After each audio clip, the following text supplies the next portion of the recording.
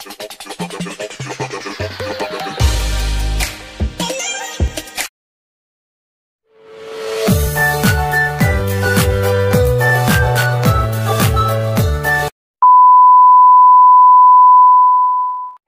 welcome back sa aking channel. Kamusta na po kayong lahat? Ang gagawin natin video ngayon ay soft glam makeup look. Tapos yung gagamitin ko pong products is under 200 pesos. Diba? Very affordable siya for beginners, ganon. Yung mga gustong pumarty ng naka-makeup at tapos walang medyo budget, ganon. Pwede sa inyo itong mga products na to.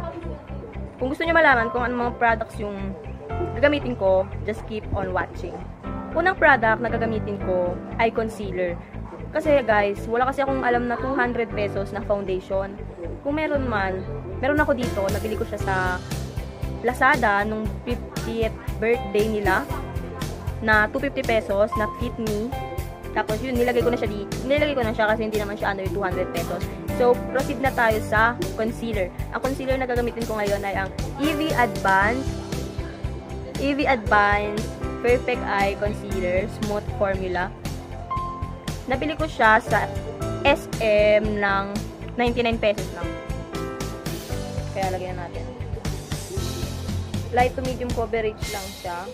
Hindi siya yung as in super full coverage. 99 pesos, tapos full coverage. Yan. Biblend natin siya using damp sponge.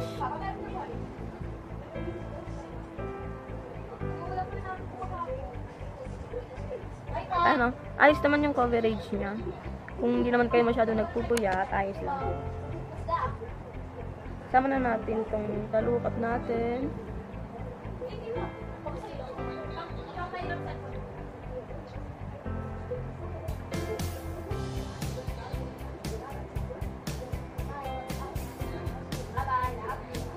Blend lang po tayo. Dahil pag hindi ka marunong mag-blend, ibabash ka ng tao. Dahil, alam niyo naman ang mga tao ngayon, super perfect. Perfect sila. Ayos lang. Yan, pag na-blend nyo na po siya ng ayos. Pag na-blend nyo na siya ng ayos, mag-bake na tayo. Ang gagamitin kong pang-bake ay ang Nichido Final Powder in the shade Creamy Glow. Nabili ko siya for only 150 pesos sa Watsons. Matagal na to sa akin. Isang taon na siguro to. Pero tignan nyo, marami pa rin siyang laman. Kaya, maganda talaga. Tapos maganda pa siya pang-bake. Dito mo ilagay sa under eye mo para mabake yung concealer na nilagay natin kanina. Tsaka para pag nag-fallouts yung eyeshadow na ilalagay natin mamaya, may patong. Tapos dito, nilagyan ko siya dito para pag nag-eyeshadow ako, pag may lampas, matatanggal. Sa baba, sa noo. Ayan. Pagkatapos nito, ang gagamitin natin, ay ang sunod natin gagawin ay kilay. Kung bang kilay ko na to, binili ko siya sa Shopee. Sa Shopee siya, yan, pinapump. Dito siya dati, lagi ko siya kasi siyang ginagamit. So, onti na lang siya. Bili ko dito is 99 pesos lang po. Maganda po siya. Waterproof na siya. As in waterproof talaga. Hindi siya natatanggal kahit naliligo na ako, may tira pa rin. Mag-a-apply na tayo. Ng kilay.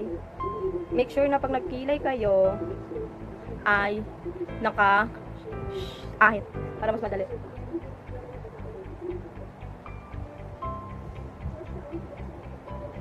Mahirap kasi pag hindi nakaahit yung kilay.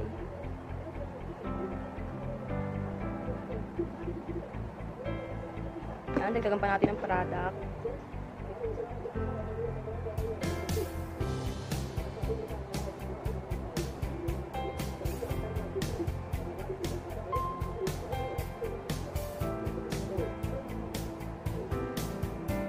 Ayos na yan. Ayos lang na may lampas-lampas kayo ng konti kasi pwede nyo siyang linisin using concealer.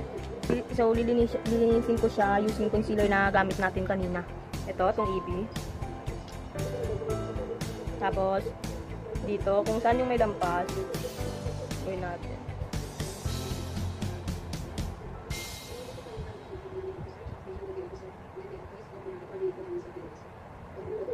Yan. Huwag tayo magmadali pagdating sa kilay natin dahil kilay is life. Pasensya na po kayo dyan sa leeg ko. Ganyan po talaga yan. Dalawa po talaga yan. Dahil masarap pong kumain. Tapos sa kabila naman tayo po.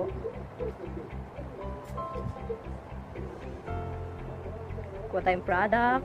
Supply natin.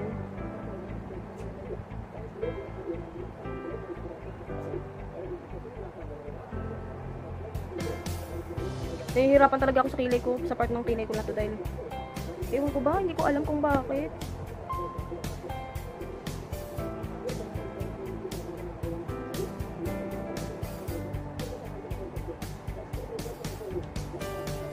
Tapos blend lang natin. Kuha ulit tayo dahil kulang pa yan.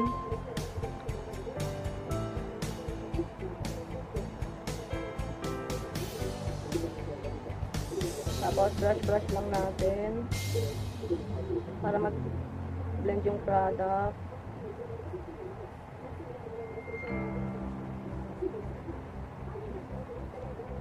Yan. Tapos dagdagan ko lang siya ng onte dito sa may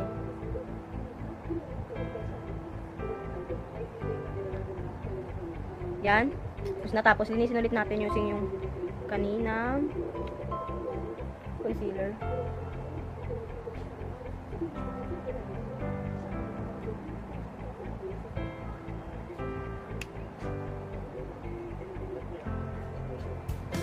Ayos na ba yan?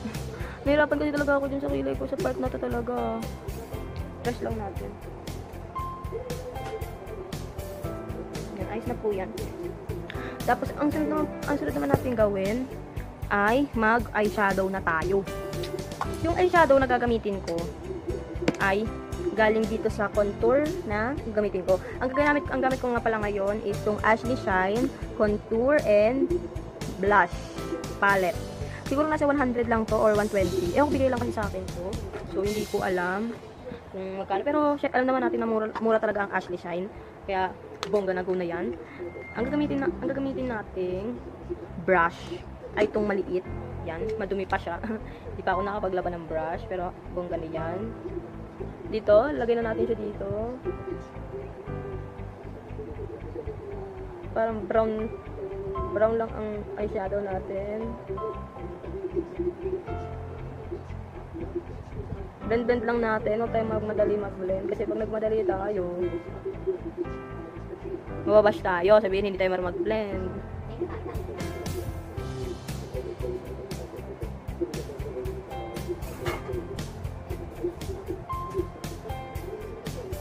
Ayos yan. Sa kabila naman tayo.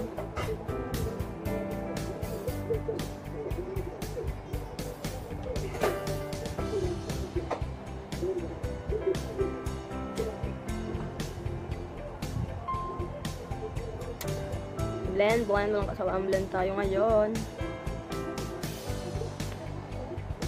Yan, ayos na yan.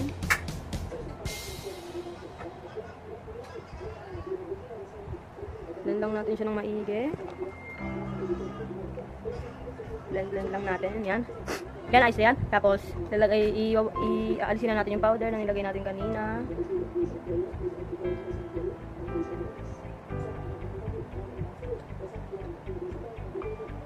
Aalisin na natin. Yan, alis na siya. Tapos, ang sunod naman natin ay contour. Ay, hindi muna ano muna pala, eyelashes. Curl lang natin yung lashes natin.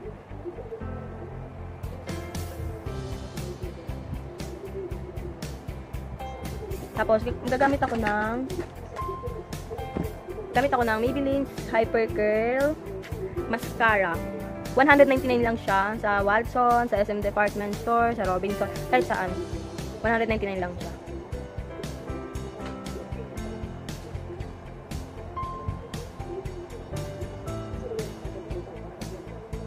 Yan. Yung na naglalagay sa may, dahil parang okay na. Hintayin ko lang siyang mapatuyuin, tapos mamaya i-curl ulit natin. Tapos, dito sa lower lash line natin, maglalagay tayo ng powder. Nilagay natin yung etong brown. Sa lower lash line lang.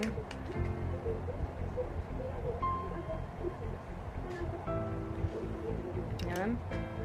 Tapos dito naman. Meron. Hindi kasi kita sa camera dahil sa... Pero ano meron? Meron ta. Tapos, kikirl ulit natin yung lashes natin para mas tumaas pa siya. Dahan-dahan lang sa pagtanggal dahil pag binigla mo yan, wala, tanggal lahat.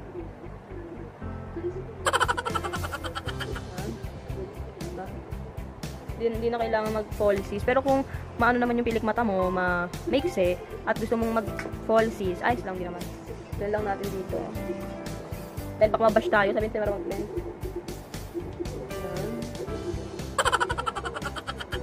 Yan, ayos na yan. Ang sunod natin is contour. Ito ulit, yung Ashley Shine gamitin natin pang contour.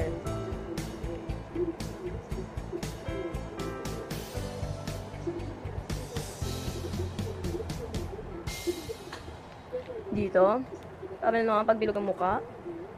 Baka naman bash niyo ako dito sa Dobertin ko. Wala na akong magagawa dyan, ganyan na talaga yan. Marami kasi akong pangkain, kaya tumataba ako. Siguro yung mga sasabi na, ay, yan, bad video routine, siguro wala kayong pangkain. Kaya hindi kayo nagkakulong ng ganito. Kawawa naman kayo. Tapos, sunod natin ay nose contour.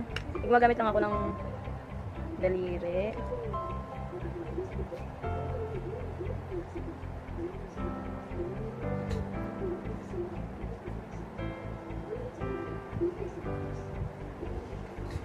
Yan. Tapos, piniblend ko siya using brush.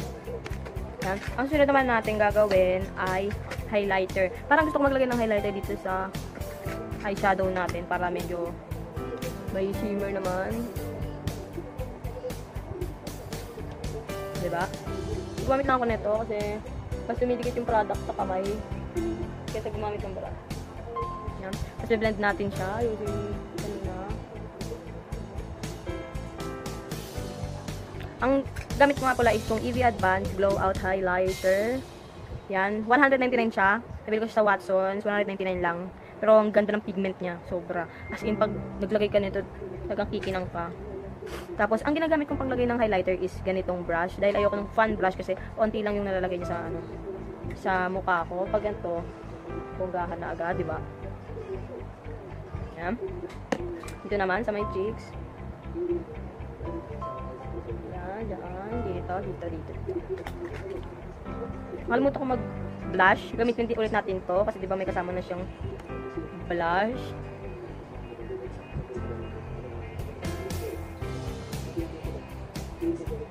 Yan.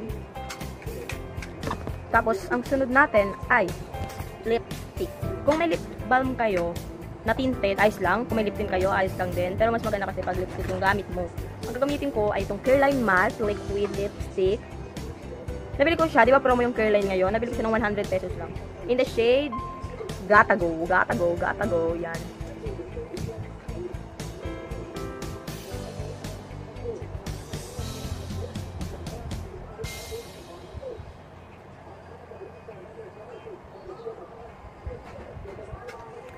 Yan. Ayos na ako dyan. Ayos natin mo. Diba? Maganda ka na kahit 200 lang yung makeup mo.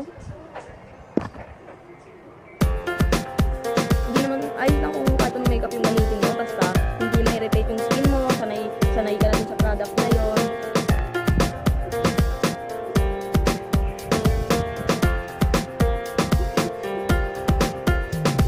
Yan. Sana nakatulong ako sa inyo kung anong idea ang pwede nyo gamitin na under 200 pesos lang, super affordable. Kahit student, kayang-kaya nilang bilhin yun. Pwede ka nang gumanda sa party o kahit saan sa halagang 200 lang, di ba? Etong hika, bit ko dyan 50 lang sa social media. Yun. Sana nakatulong ako, nakapag-bigyan ako sa inyo ng idea kung paano mag-makeup na gamit ang 200 pesos na makeup lang. Yun lang. Huwag niyo pong kakalimutan mag-like, share, siyempre subscribe sa aking channel. Pwede nyo share sa Facebook kung gusto nyo.